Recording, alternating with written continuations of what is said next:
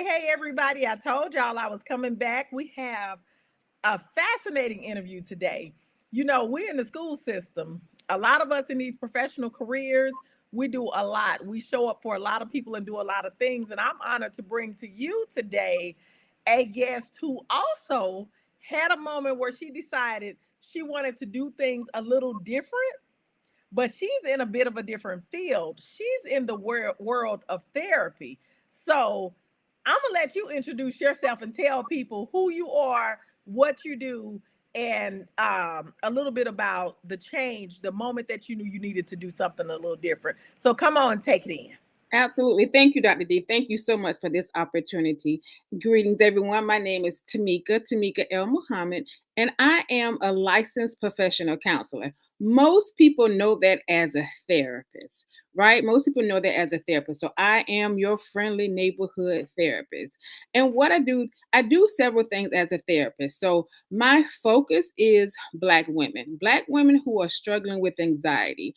And that may sound kind of familiar. But the thing about us is just like everything else, anxiety shows up differently for us, right? Mm. Anxiety shows up for us physically, always getting headaches, chest pain. One thing that we don't want to share with other people, panic attacks, right? Always tired, being irritable.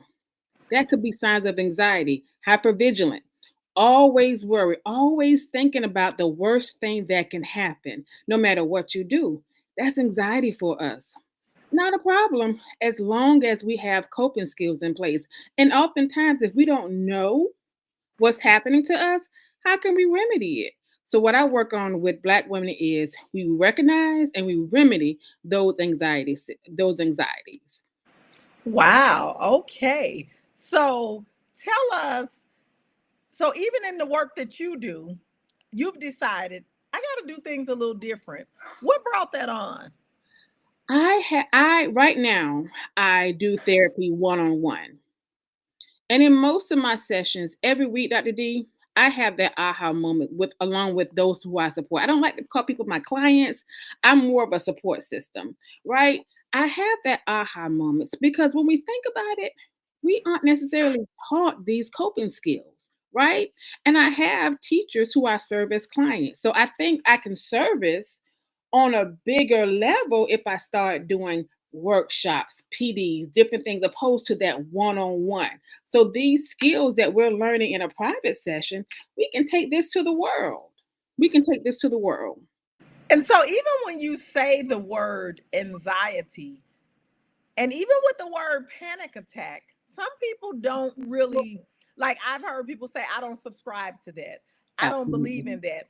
How do you work with people who may be experiencing this and they just think that this is a regular part of their life?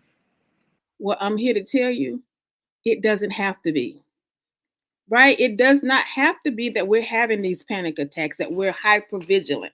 Again, if we recognize these things, and most of our ultimate goals is most of us are stressed out.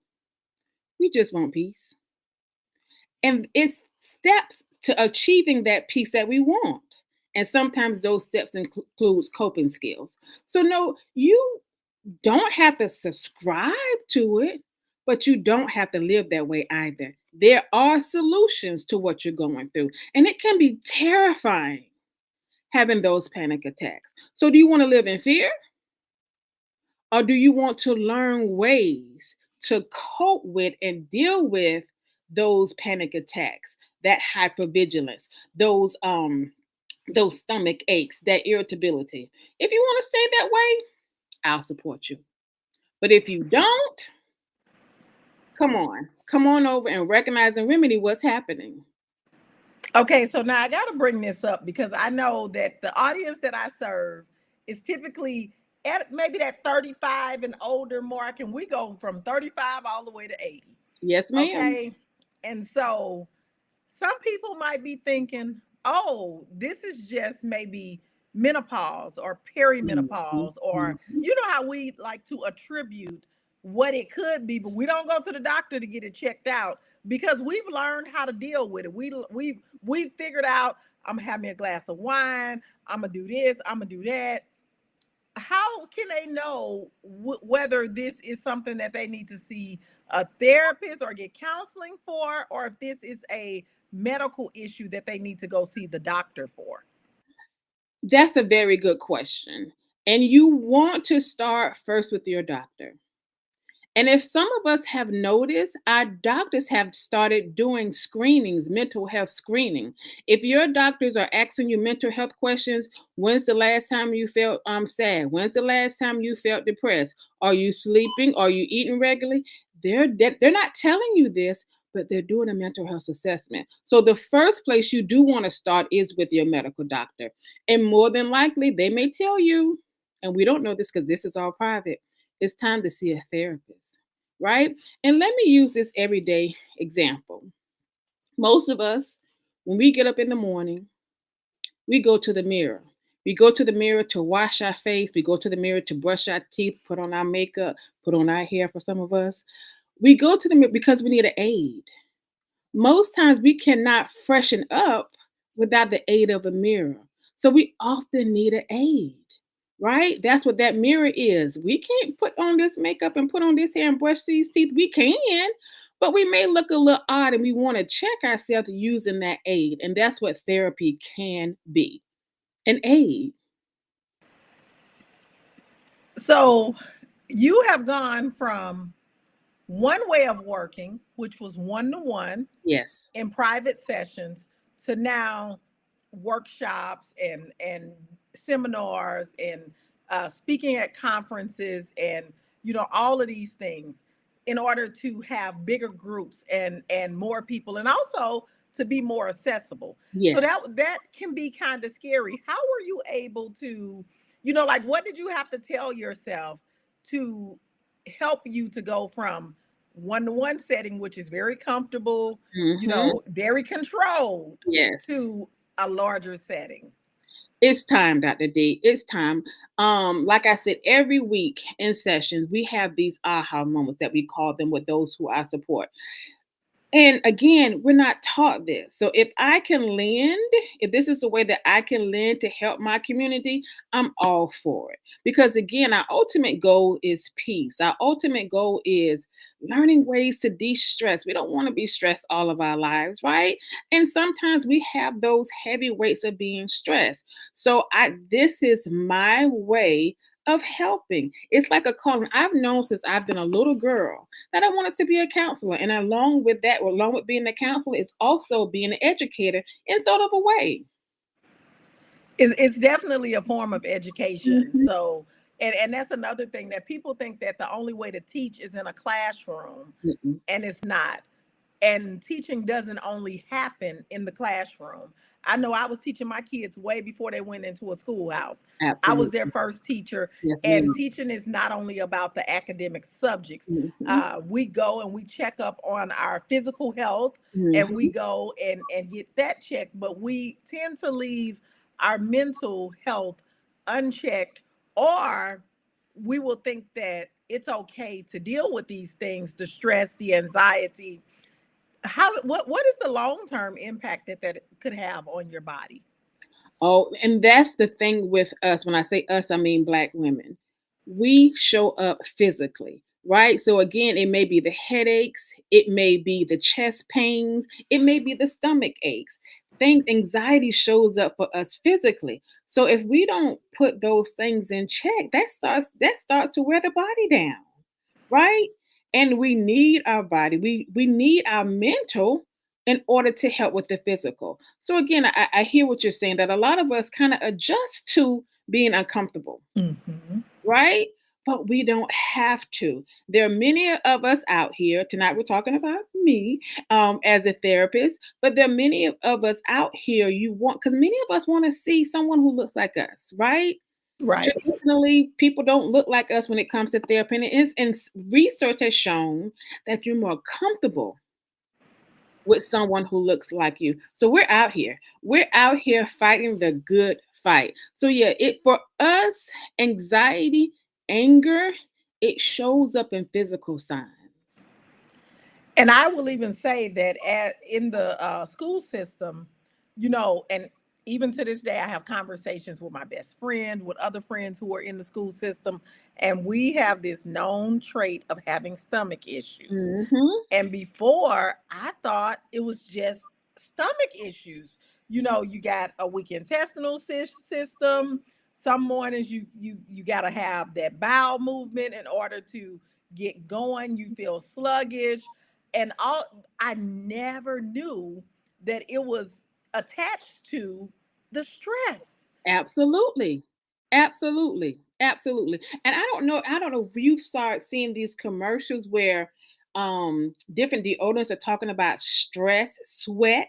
Yes. Right, right. We're stressed. And research shows that stress can really have harmful effects on us, right? And we know it's no secret that in the public school system, we can often be stressed, not just in the public school system, but that is something that many of us are familiar with. In many workplaces, we're stressed, right? But my goal is to help teachers as well. My goal is to help reach teachers, those of us who are stressed out, burnt out, that is my goal. But yes, stress has an impact on us that we're not quite aware of, but it does. And stress can actually kill us. I don't want to sound dramatic, but if we don't put it in check, it absolutely can. And I think that everybody who's in the school system knows that stress can definitely kill you. And Hmm. if not, it causes it contributes to the symptoms that kill us, which is why we all know in the school system we see a lot of teachers who snack and eat on the go and are always trying to eat something. We're holding our bladders. We're not taking care of ourselves. We're overweight. That's why our insurance is so high, because we Absolutely. have some of the worst health, although we try to mask it as one thing, when really a lot of it has to do with the stress, with the anxiety, with the mental issues that we're experiencing. And let us not even begin to talk about the trauma, because when we Absolutely. deal with traumatized students, oh my goodness, look, I'm still traumatized and I've been gone for 7 years. Look here.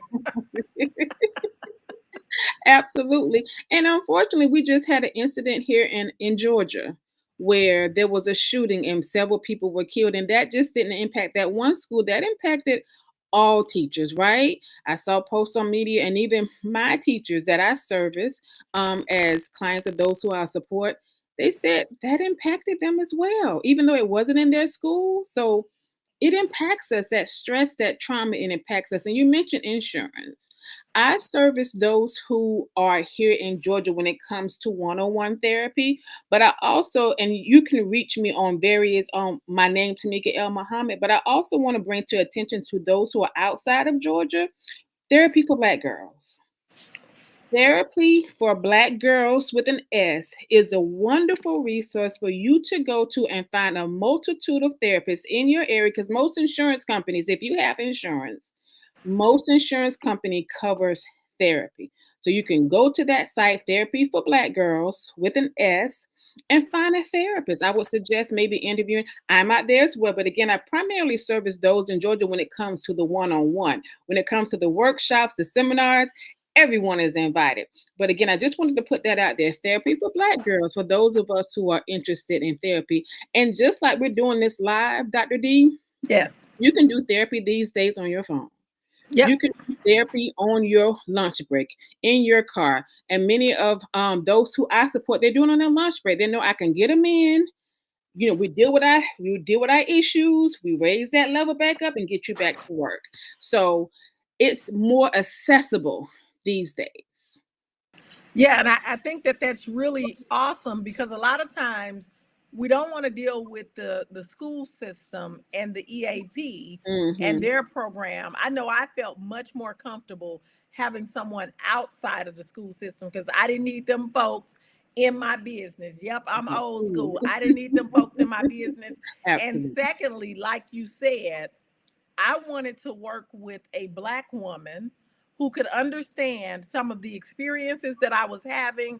And when I say something, they don't think that I'm just being dramatic or that I'm reading too much into something. And quite frankly, I wanted them to know I needed somebody who understood the angry Black woman syndrome.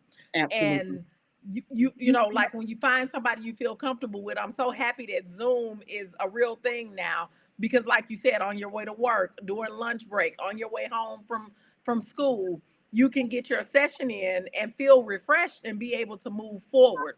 Absolutely. So tell the folks how they can work with you and what type of programs you offer, because they don't have to be in Georgia to work with you, do they?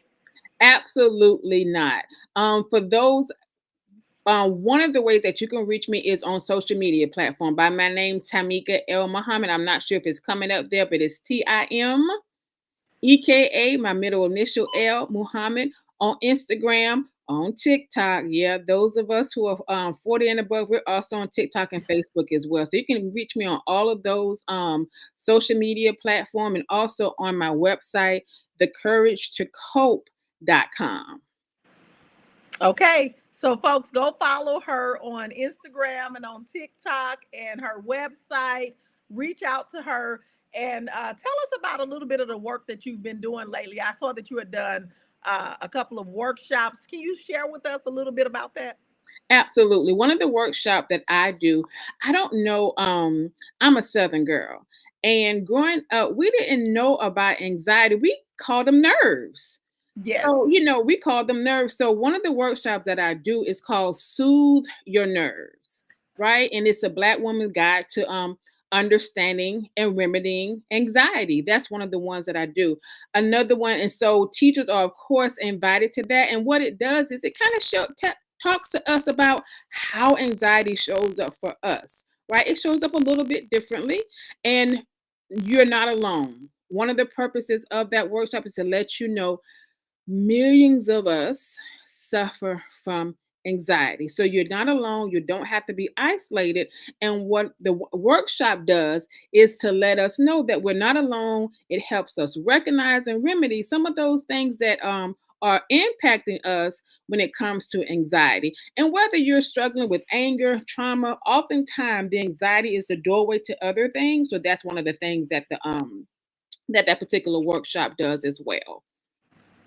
All right. And so now that you have, added this to your array of services, of course, it is you making a decision that I want to serve in a different way and Mhm. be able to serve an audience that I know needs this support. And you made a big decision. And, like we're not 25 anymore. How Mhm. hard was it for you to make this decision at our big ages? It was The decision wasn't necessarily hard because we can make a decision. It's sometimes that follow up and sometimes finding the right people to be in those right circles. And one of the circles that I'm in is, of course, with Dr. D, who encourages us to follow those things that we want to do. So the decision wasn't hard. It's the process of getting from A to Z that's been kind of hard, but you have to put yourselves in those right circles. First of all, starting with that desire, and the desire is going to feed that will, and you're going to find those people who you want to find. So the decision, like I made a decision maybe a couple of years ago, but it took me a little minute to find my community, to find those who are like-minded people to do what it was that I want to do. All right, and give folks a word of advice before we close out. It's important for us to recognize and remedy what's going on with us. And also, too, if you have dreams at our big age, it's never too late to follow your dreams and your goal. You just have to know that you can do it, and you know that you can do it by putting yourself in environments that encourage you to do what it is that you want to do, that you need to do, right? So again, with the anxiety, it's important for us, we want to live in peace. We don't have to live stressed. We want to recognize and remedy those things that are troubling us. All right, so y'all heard it here. Follow her on Instagram, follow her on TikTok, go check out her website. If you yourself know that you are stressed out, you are overwhelmed, you are feeling burnt out, you know that you are off. You don't feel like yourself. You're experiencing maybe the headaches, the stomach aches, the chest pains. Seek some help. And I'm giving you somebody right here who can help you. Exactly. You don't have to go searching all over. I know a lot of times we will say, I don't know anybody. I don't know any Black therapists. I don't know anybody who I can talk to. Well, I just brought you somebody who has a high quality program, who is skilled and experienced at what it is that she does, and who's dedicated to her craft. And so I just want to, I'm just thankful that I'm able to share the resource with the community. And I highly suggest y'all go follow her, even if you don't feel like you need it right now. It's always good to be connected with people and start to build the relationships. Reach out to her, say hey to her, comment on some of her lives and some of her TikToks and stuff so that you can begin to build the relationship. And of course, if you need somebody to speak at one of your events, check her out, y'all. Come on, get her in. All right. Well, I want to thank you, Timeka, for sharing your story and being willing to come on and talk to us about the wonderful, wonderful work that you do. And also to be an example for it's never too late to chase your dream and to do something different. Yeah.